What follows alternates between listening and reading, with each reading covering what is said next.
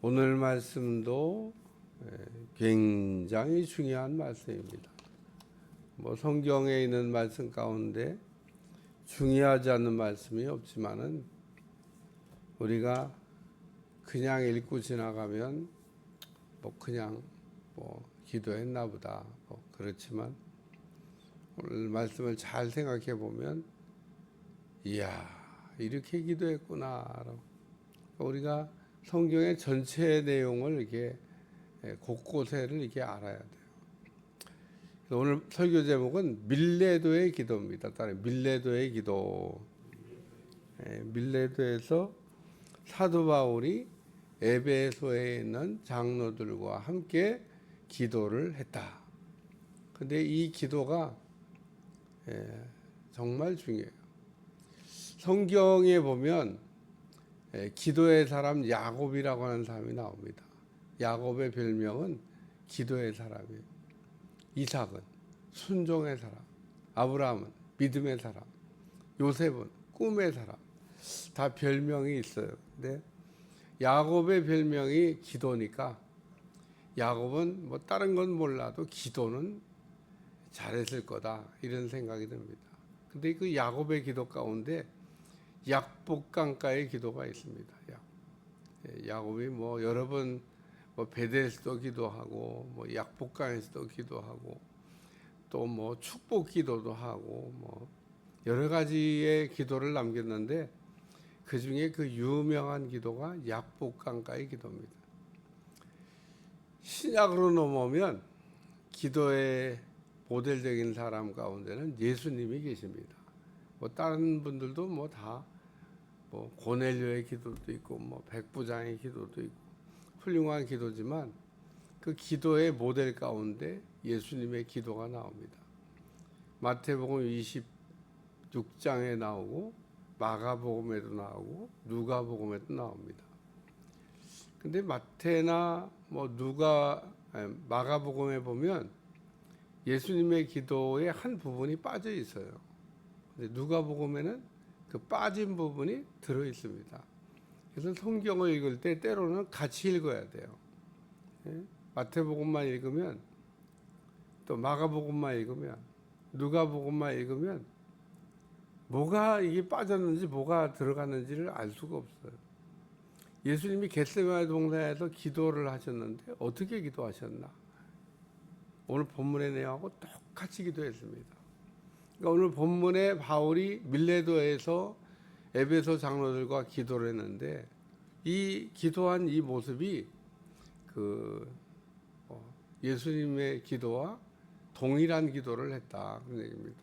그러니까 예수님이 겟세마네 동산에서 무릎을 꿇고 기도하셨고, 근데 마태복음, 마가복음에 보면 무릎 꿇었다는 내용이 안 나와요. 무릎 꿇고 기도했다는 내용은 눈 씻고 찾아봐도 안 나옵니다. 누가복음에만 나옵니다. 그러니까 우리가 이거를 이렇게 세 가지 내용을 다 안 읽으면, 그리고 또 우리가 뭔가를 이렇게 잘 정리하지 않으면 놓치게 되는 거예요. 예수님이 겟세마네 동산에서 어떻게 기도했지? 기도하셨겠죠. 예수님이 겟세마네 동산에 어떻게 기도했지? 이게 굉장히 중요한 겁니다. 왜냐하면 예수님이 우리한테 남겨준 건 다 모범이기 때문에 우리가 때에 따라서는 그대로 따라 해볼 필요가 있습니다. 바울이 그대로 따라 한 겁니다. 마태복음 26장의 기도를 예수님의 마지막 기도 아니겠어요? 바울의 마지막 기도 아닙니까? 이 마지막 순간에 예수님은 어떻게 기도하셨고 바울은 또 어떻게 기도했냐? 이런 내용을 우리가 생각하고 읽으면 이제 와 그렇구나, 그렇게 기도했구나, 이런 내용을 알 수 있게 된다는 거예요. 예수님이 겟세마네 동산에서 세 가지 기도의 내용을 남겨주셨습니다. 첫 번째는 무릎을 꿇고 기도하셨다고 그랬어요. 누가복음에만 나옵니다. 무릎을 꿇었다는 내용이. 마태복음, 마가복음에는 똑같은 내용인데 그 내용이 이렇게 안 나와요. 그러니까 우리가 예수님이 어떻게 기도했지라고 생각하고 자세하게 정리하려고 보면 예수님이 무릎을 꿇고 기도하셨구나. 구약성경에는 엘리야, 야곱 이런 분들이 다 무릎 꿇는 기도를 했습니다. 오늘날은 참 안타깝게도 무릎 꿇는 기도를 오늘날 세대의 사람들은 안 해볼 수 있습니다. 왜냐하면 할 수가 없어. 의자에 앉아서 신앙생활을 하기 때문에 무릎 꿇는 기도라고 하는 것 자체를 모를 수 있습니다. 이게 영적인 아주 굉장히 중요한 한 부분을 잃어버린 거예요. 잃어버린 거예요. 한국 교회의 쇠퇴가 언제부터 시작했냐? 무릎을 꿇지 않은 데서부터 한국 교회가 무너지기 시작했다라고 얘기하는데 뭐 전혀 부정할 수 없는 얘기입니다. 그러니까 우리가 무릎을 꿇는다고 하는 것은 굉장히 중요한 그 의미가 있고, 그래서 무릎 꿇는 기도를 막 이런 의자 교회에서 억지로 하는 사람도 있어요. 막 그 의자에 올라 앉아가고 막 옆으로 무릎을 꿇고 막. 근데 오늘날 뭐 그렇게 잘 안 하죠. 아니 이게 이렇게 앉혀놓으면 그 기도를 하기가 어려워요. 그럼 어떻게 해야지? 잃어버렸는데 참 안타까운 겁니다. 안타까운 거.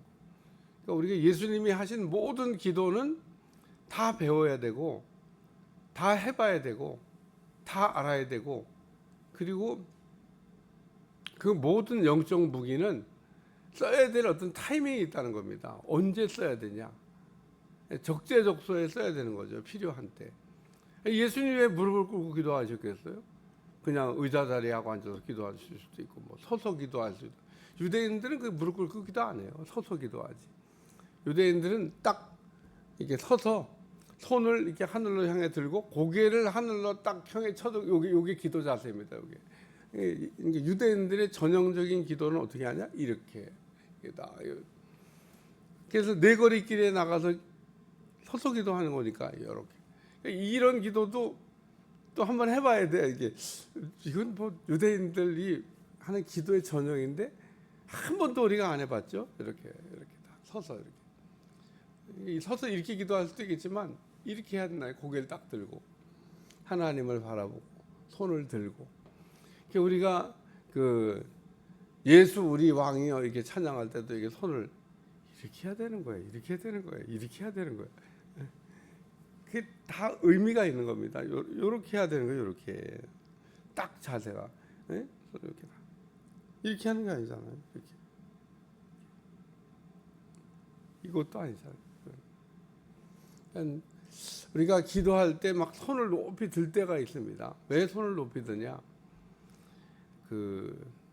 저절로 우리가 사실 기도하다 보면 배우는 건데 저절로 배우는 게 많아요. 기도하다 보면 뭐 이게 성령께서 우리를 이렇게 하나하나 가르치죠. 기도하는 거를 손을 들고 하기도 하고 춤을 추기도 하고 우리가 성령 충만하면 성령 안에서 막 춤을 추기도 합니다. 기도할 때 무슨 춤을 추냐 하는데 춤추는 기도가 있어요. 춤추는 기도가. 다윗이 그런 기도를 했어요. 그래서 오늘 여기 무릎을 꿇고 기도했다. 맡길 때 오늘 우리 주님이 그 맡기는 기도를 하셨죠. 겟세마네 동산에서. 우리가 기도를 맡길 때 무릎을 꿇는 겁니다. 다 하나님께 맡깁니다. 항복할 때도 무릎을 꿇습니다만은 맡길 때 무릎을 꿇는 거예요. 이제는 다 맡겨야 된다는 거예요. 앞일이 어떻게 될지 모르지만 다 주님께 맡긴다. 두 번째는 예수님이 겟세마네 동산에서 그 개인 기도하지 않으셨습니다. 세 제자를 데리고 가셔서 함께 기도하셨다는 거예요. 함께. 그러니까 세 제자와 예수님이 너희는 여기 앉아 있으라 그러고 세 제자만 데리고 가면서 나와 함께 깨어 기도하라고 우리 주님 얘기하시면서 함께 기도했다는 겁니다.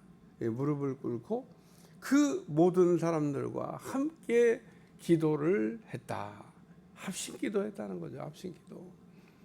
오늘 우리가 기도는 뭐 개인 기도도 있고 합심 기도도 있습니다만은 그 하나님 앞에 우리의 기도를 이렇게 올려드리고 응답을 받으려고 할 때 너희가 땅에서 두 사람이 합하여 기도하면 너희 하늘에 계신 아버지께서 들으신다고 말씀하기 때문에 오늘 우리가 합심해서 기도하는 건 굉장히 중요해요. 우리 윤 장로님은 아주 대박이야. 매일 짝이 있으니까 합심기도 올 때 둘이 짝을 맞추는 거예요. 기도 제목을 왜 우리가 나누죠? 기도 제목을 나누는 이유는 같이 기도하기 위해서. 개인 기도와 합심 기도는 이렇게 능력이 다릅니다. 능력이. 그러니까 혹 짝이 같이 오는 분들은 개인 기도를 하면 안 돼. 합심 기도를 해야지. 기도 제목을 나누고 우리가 오늘 가서 혹은 앞으로 기도하는 동안에 이거를 기도하자. 이게 딱 그러면 딴 건 뭐 개인 기도할 수 있어도 그 어떤 나눈 기도 제목에 대해서는 같이 기도하는 거죠.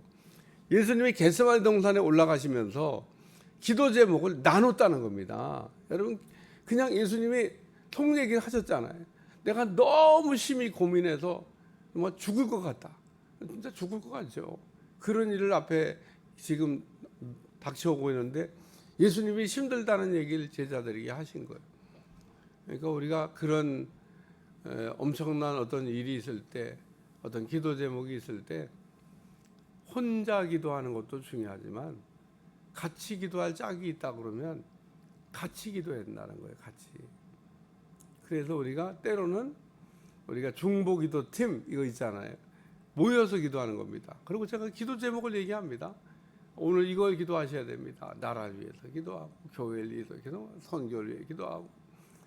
뭐 목사님 맨날 똑같은 얘기인데 뭐 똑같은 얘기일 수도 있고 때로는 잠깐씩 거기다 첨가할 수도 있고 같은 얘기라도 그게 우리가 같이 기도해야 된다고 얘기를 하는 겁니다. 합심 기도 중요한 겁니다.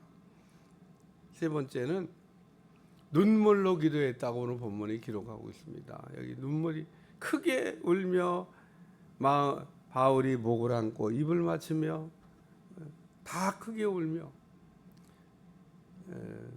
여기는 뭐 바울만 울은 것 같지 않아요. 그 바울을 다시 못 본다고 하니까 뭐 울었을 수도 있는데 근데 우리가 이 울며 기도라고 하는 거는 야곱도 약복강가에서 울며 기도했고 예수님도 겟세마네 동산에서 눈물로 기도하셨고 뭐 눈물로 기도해 사명 감당했네. 이렇게 생각. 우리가 예수님이 하신 거는 뜻을 잘 모르겠거든 그냥 해보든지 아니면 알게 해달라고 하든지 다 거기에 비밀이 숨어 있습니다. 하나님이 우리 눈물의 기도를 기뻐하시잖아요. 우리가 기도할 때 눈물이 말랐다고 하는 것은 건강하지 않을 때 눈물이 말라요. 우리의 기도가 비정상적이거나 우리의 영적 상태가 고갈됐을 때 눈물이 없어요. 반드시 우리가 성령의 감동으로 기도하면 눈물이 흐르게 되어져 있습니다. 제 경험 볼 때도 그래. 내가 정말 성령 충만해서 기도를 늘 한다 그러면 늘 기도할 때마다 눈물이 눈에 있죠. 눈물이 없을 턱이 없습니다. 내가 눈물이 말랐다. 내가 지금 뭐가 영적 상태가 안 좋거나 심각하거나 뭐 문제가 있거나 이런 경우 아니면 눈에 눈물이 마를 리가 없습니다. 그러니까 반드시 우리는 기도할 때마다 확인해야 될 내용이 뭐냐면 내 눈에 눈물이 있나. 그리고 이 눈물의 기도가 하나님을 감동시키기도 할 뿐 아니라 내 마음을 깨끗하게 정화하기도 한다는 거예요. 내 속에 더러운 거를 어떻게 우리가 닦아낼 수 있냐? 그거 눈물이 없이는 닦을 수가 없습니다. 그리고 아주 이 강팍한 길가 같은 밭을 어떻게 갈아엎느냐? 눈물이 뚝 떨어질 때 그 밭이 그냥 확 갈아엎어지는 거예요. 강팍한 심령이 깨어지는 아주 가장 결정적인 게 뭐냐면 눈물입니다. 그래서 우리는 하나님 앞에 눈물로 예를 들면 어떤 영혼이 구원받지 못하고 있을 때 그 영혼을 위하여 울으셔야 됩니다. 답이 없습니다. 여러분 강팍 돌아오지 않고 있는 영혼을 보고 울지 않는데 어떻게 하나님이 역사하시겠어요? 절대로 해결할 수 없습니다. 오늘 우리는 영혼 구원을 위해서도 울어야 돼요. 나라를 위해서도 울어야 되고 아멘도 안 하시네. 나라를 위해서도 울어야 돼요. 나라가 어쩌다가 이렇게 춤을 추는 나라가 됐는지 수많은 사람들이 지금 거지됐습니다. 올라갔다 내려갔다 막 이게 지금 비정상적이잖아요. 내려갔을 때 얼마나 많은 사람들이 거지가 됐겠어요. 다시 올라간 거 뭐 다행스러운 일이지만 떨어진 순간에 수많은 사람이 길거리에 나앉은 겁니다. 생각하면 뭐 하지 말라고 해도, 어제도 테니스장에서 만났는데 다 잃었다고 얘기하더라고. 그 사람은 저기 뭐야 은퇴하고 학교 뭐 교장인가 초등학교 뭐 가고 뭘 어디다가 뭐 갖다 집어넣겠어. 돈이 막 돈 번다 그러니까 그냥 다 갖다 넣었다. 통장이 다 비었다고. 앞으로 어떻게 살아? 가지고 있으면 그냥 잘 사는데. 그런 사람이 한둘이겠습니까? 보여주더라고. 장부에 다 날라갔다고. 아유 참. 그런 일이 뭐 눈에 선하잖아요. 그러니까 나라를 위해서 기도하셔야 돼요. 뭔가 안정적으로, 다른 나라들은 다 안정적으로 그냥 가는데 우리나라만 춤을 추잖아요. 누군가는 돈을 벌었겠지만 돈 버는 건 다 외국인들이 돈을 벌더라고. 다 치고 빠지고 빼가고, 우리나라 개미들은 다 죽고, 저는 잘 모르지만 그런 것 같아. 이게 지금 나라가 기도를 하셔야 된다 그런 얘기입니다. 나라 위해서 기도. 교회 위해서도 여러분 기도하셔야지. 우리 교회가 큰 일을 앞두고 있는데 기도도 하시고, 또 여러분 가정을 위해서도 기도하시고. 그래서 어쨌든 나라 위해서, 교회 위해서, 또 뭐 우리 선교 위해서, 우리가 막 선교사들이 정말 죽겠답니다. 죽겠다는 거. 왜 죽겠냐? 환율 때문에. 돈이 반토막 난 거예요. 지금 선교지에서 보내는 그 적은 선교비가 반토막이 났으니까 선교사들이 지금 죽을 지경인 겁니다. 이거 그러면 여기서 공부하는 학생들은 거기도 죽을 지경입니다. 왜냐하면 예전에는 그 정도 집에서 보내주면은 학비하고 뭐 용돈하고 다 됐는데 안 돼. 선교사 안 돼. 선교사들이 이번에 갔더니 그 얘기 하더라고. 환율 때문에 선교사들이 아주 악전고투를 하고 있다고. 예. 그래서 예전에는 저 가서 이렇게 선교비 주고 막 좋아했는데 얼마나 힘든지 좋아하는 표정도 별로 안 보여. 주고 오면 막 그게 돈이 되니까 좋아해. 진짜 힘들구나 선교사들이. 예? 말만 못하지. 여러분이 선교 위해서도 기도하고, 교회 위해서도 기도하고, 나라 위해서도 기도하고, 오늘은 여기 간절히 기도하셔서 모든 것들이 다 정상적으로 돌아갈 수 있도록 기도하겠습니다. 하나님, 바울이 밀레도에서 무릎 꿇고 기도하고 합심하여 기도하고 눈물로 기도했는데, 예수님도 겟세마네 동산에서 무릎 꿇고 기도하시고 합심하여 기도하시고 눈물로 기도했던 것처럼 오늘도 우리가 기도에 참으로 이제 모든 것들을 잘 배우게 하셔서 우리의 기도를 통하여 나라가 살고 교회가 살고 선교가 살아날 수 있도록 우리의 기도에 능력을 부어주시고 우리의 기도가 힘이 되게 하여 주옵소서. 감사드리며 예수님의 이름으로 간절히 기도하옵나이다. 아멘.